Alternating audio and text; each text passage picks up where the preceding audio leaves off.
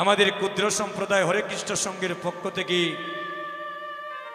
সকল সাধুগুরু বৈষ্ণবের আতুল চরণী আমার কোটি কোটি ভক্তি এবং দণ্ডবোধ যাপন করছি। যারা যারা মহাপ্রভুর কীর্তন শ্রবণ করতে এসেছেন দেখি দুটি হাত তুলেন।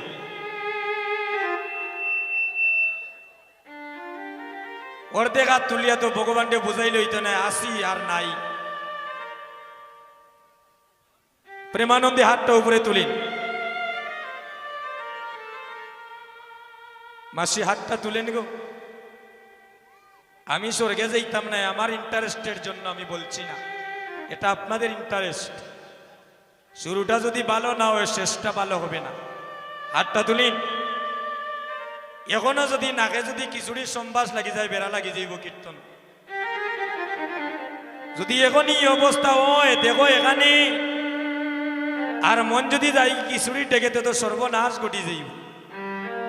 হাতটা তুলিন। যার হাত যত উপরে উঠবে সে তত বেশি প্রসাদ সেবা করতে পারবে। হাতটা তুলিন। আর যারা বাড়ির গল্প করবা দেখি হাতটা নামান চাই। এই প্যান্ডেলের ভিতরে যারা বাড়ির গল্প করবা একটু হাতটা নামাই। এলে সবাই বাড়ির গল্প করতে আসি নাই, ভক্ত সঙ্গ করতে এসেছি নাকি? এলে হাতটা তুলিন। এলে মায়েরা বোনেরা সবাই মিলে করেন একটা উলুধ্বনি, আর ভক্তগণে প্রেমানন্দে একটা হরির ধ্বনি।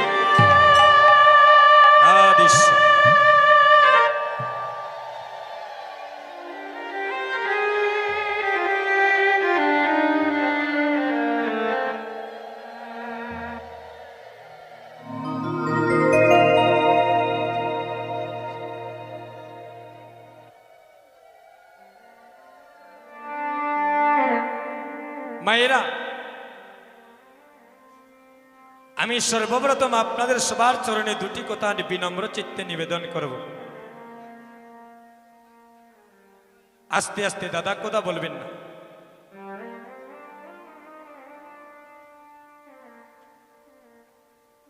এই কলির যুগে দুটি অপরাধের কমা নাই।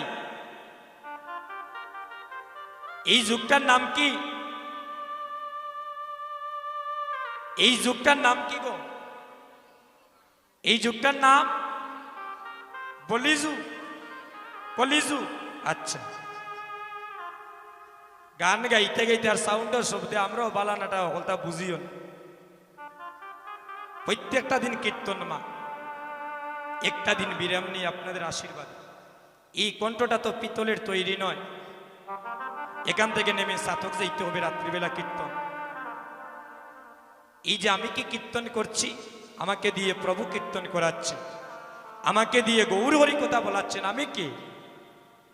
এখানে যে অগণিত ভক্তগণের শুভ পদার্পণ ঘটল এই নবস বৃন্দাবনী, আপনারা কি এসেছেন দাদা? গৌর হরি কৃপা করে এই ভক্ত সঙ্গ করার সুযোগ করে দিয়েছে। তবে মন দিয়ে শুনে যান কিছু। যদি কিছু নিতে চান একদম নীরব হয়ে বসতে হবে। এই কলির যুগে দুটি অপরাধের কমা নাই। এক নম্বর অপরাধ, কেউ যদি কোনো কীর্তনিয়া কি আন কথা বলিয়া কেউ নাম শ্রবণে ব্যাঘাত ঘটায়, লীলা শ্রবণে ব্যাঘাত ঘটায়, সে কলির যুগে কোটি জনমের অপরাধী হয়ে যায়। এক নম্বর।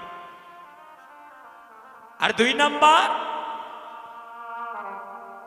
আপনাদের মতো শুদ্ধ বৈষ্ণবের চরণে কেউ যদি দাদা জেনে শুনে অপরাধ করে, বসতে বসতে যদি ভালো না লাগে উন্মুক্ত করে দিলাম, বাইরে গিয়া ঘুরাই টুরাই আনছেন, কোনো সমস্যা নেই।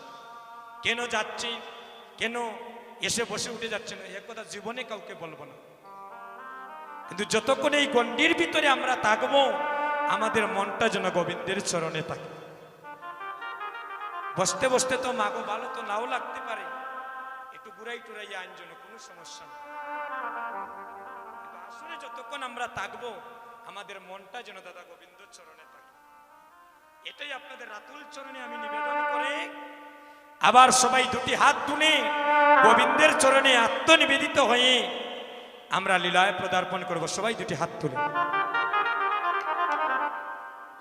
সবাই বলবেন হরে কৃষ্ণ কৃষ্ণ কৃষ্ণ হরে হরে, হরে রাম সবাই উচ্চ স্বরে বলেন রাম রাম হরে হরে, হরে কৃষ্ণ কৃষ্ণ কৃষ্ণ হরে হরে, হরে রাম রাম রাম হরে হরে, হরে কৃষ্ণ কৃষ্ণ কৃষ্ণ হরে হরে, হরে রাম রাম রাম হরে হরে, হরে কৃষ্ণ কৃষ্ণ কৃষ্ণ কৃষ্ণ হরে হরে,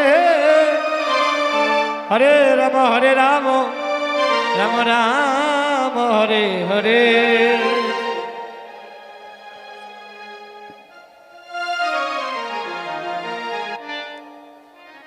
জয় জয় মহাপ্রভু কি,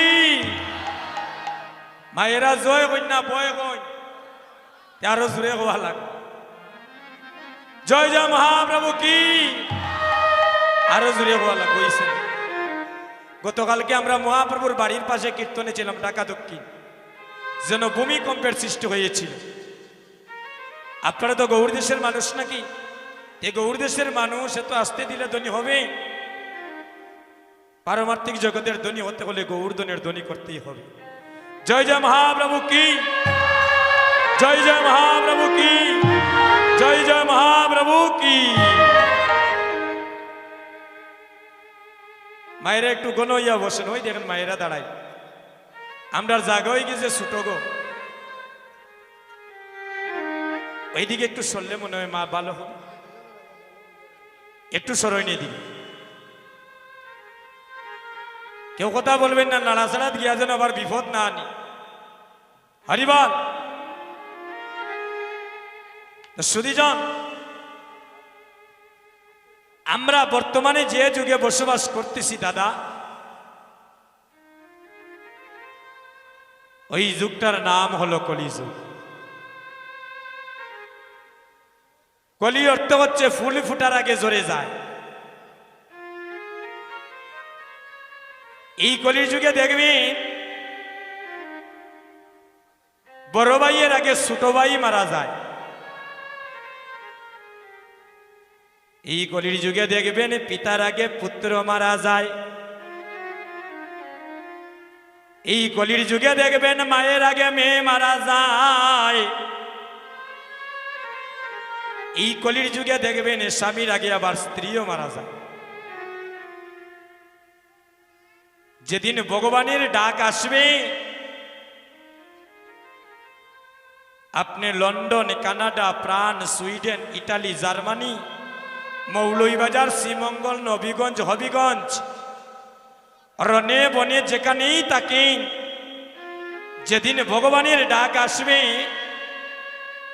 এই সুন্দর পৃথিবী ছেড়ে সবাইকে আপন দেশে চলে যেতে হবে। আপন দেশ কোথায় আমাদের? আসতে বা দাদা, আমাদের আপন দেশ কোথায় মা? জানেন না আমাদের আপন দেশটা কোথায়? স্বামীর বাড়ি, বাবার বাড়ি। আপন দেশ কোথায়? খালি আমরারে আনিয়া টেকা পয়সা নষ্ট করিয়া কীর্তন গাওয়াইয়া লাভ নাই গো। কীর্তনের মাধ্যমে যদি আমাদের সনাতন ধর্মের ভক্তের যদি ভগবত ধামে যদি সাধন ভজনে উন্নতি না হয়,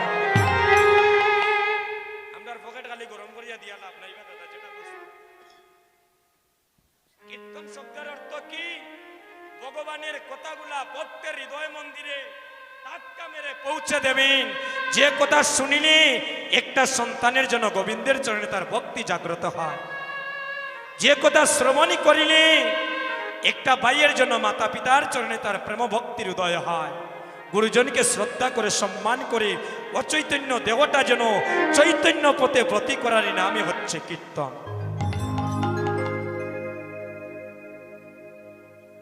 যেদিন আমরা মানবকুলে এসেছিলাম, আমরা তো মানবকুলে এসেছি নাকি? সবাই একটা নদী পাড়ি দিয়েছিলাম।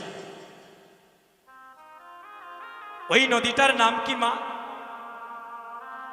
আমরা যেদিন মানবকুলে আসলাম, আসার সময় একটা নদী পাড়ি দিয়েছে। ওই নদীর নাম কি? বব নদী। আবার সময় 2-4 টাকা লোকে করে লইয়া আইসিনি। উলঙ্গ এসেছিলাম, পরনের একটা কাপড় ছিল না। নারী পুরুষ যারাই আমরা জগতে প্রথম এসেছি যেদিন, আমরা দাদা উলঙ্গ ছিলাম, পরনের একটা কাপড় ছিল না। কেউ অস্বীকার করে আসর থেকে যেতে পারবেন না। আর যেদিন আমরা মারা যাব, একটা নদী সবাইকে পাড়ি দিতে হবে। ওই নদীটার নাম কি? বৈতরণী নদী। এই যে নদী আমরা পাড়ি দেব, যাওয়ার সময় তোমরা করে 2-4 লাখ টাকা লইয়া যাইতাম পারমনি বলে ওখানটা টেলামারি ভার করে দিলাও রে বা। কেউ দেখতো নাই মুলই বাজারের বাড়ি কোনার বক্ত ইনো কুশ চলবনি। সোনালী ব্যাংক, ভুবালী ব্যাংকর চেক বাতা লইয়া যাইতে পারবানি। একমাত্র যাবে মধুর কৃষ্ণ নাম। এই যে আজকে সাধু সঙ্গ ভক্ত সঙ্গ করছেন, সাধু সঙ্গ ভক্ত সঙ্গ করলে কি হয়? বৃন্দাবনের সাধুগণ বিচার করে বললেন,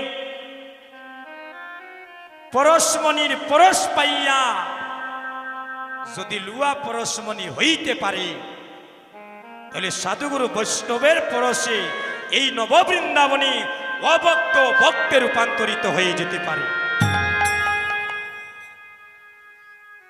আপনাদের মতো শুদ্ধ বৈষ্ণবের যদি পদধূলি কোনো অদমর উপরে পড়ে, এই নববৃন্দাবনেও মানুষ মানুষ হয়ে যেতে পারে। সাধুগুরু বৈষ্ণবের পরশে অভক্ত ভক্ত হয়ে যায়, অমানুষ মানুষ হয়ে যায়, সুর সাধু হয়ে যায়।